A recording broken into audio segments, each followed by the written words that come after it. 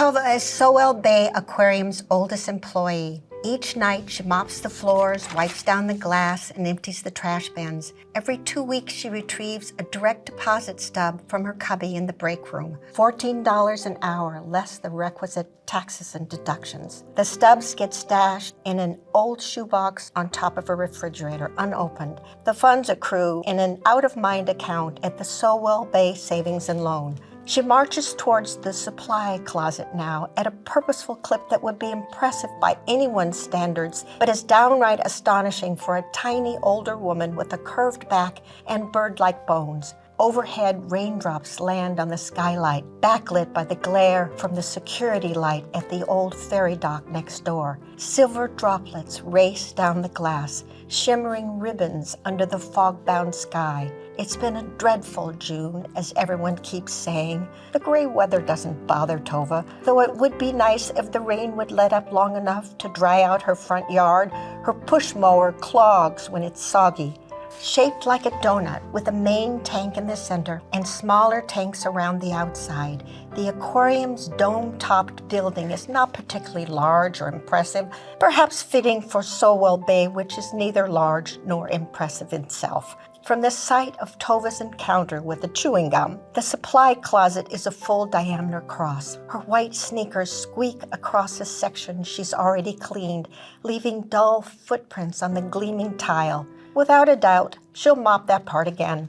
She pauses at the shallow alcove with its life-sized bronze statue of a Pacific sea lion. The sleek spots on his back and bald head, worn smooth from decades of being petted and climbed on by children, only enhance its realism. On Tova's mantel at home, there's a photo of Eric, perhaps 11 or 12 at the time, grinning wildly as he straddles the statue's back, one hand aloft like he's about to throw a lasso, a sea cowboy. The photo is one of the last in which he looks childlike and carefree. Tova maintains the photos of Eric in chronological order, a montage of his transformation from gummy-grinned baby to handsome teenager, taller than his father, posing with his leather jacket, pinning a corsage on a homecoming date, atop a makeshift podium on the rocky shores of deep blue Puget Sound, clutching a high school regatta trophy. Tova touches the sea lion's cold head as she passes, quelling the urge to wonder yet again how Eric might have looked now. She continues on, as one must, down the dim hallway. In front of the tank of bluegills, she pauses. Good evening, dears. The Japanese crabs are next. Hello, lovelies. How do you do? She inquires of the sharp-nosed sculpin. The wolf eels are not Tova's cup of tea, but she nods a greeting. One mustn't be rude, even though they remind her of those cable channel horror films her late husband Will took to watching in the middle of the night when chemotherapy nausea kept him awake. The largest wolf eel glides out of its rocky cavern, mouth set in its trademark underbite frown. Jagged teeth jet upward from its lower jaw like little needles. An unfortunate-looking thing, to say the least, but then looks are deceiving, aren't they? Tova smiles at the wolf eel, even though it could never smile back, not if it wanted to with a face like that. The next exhibit is Tova's favorite. She leans in close to the glass. Well, sir, what have you been up to today? It takes her a moment to find him, a sliver of orange behind the rock, visible but mistakenly like a child's hide-and-seek misstep.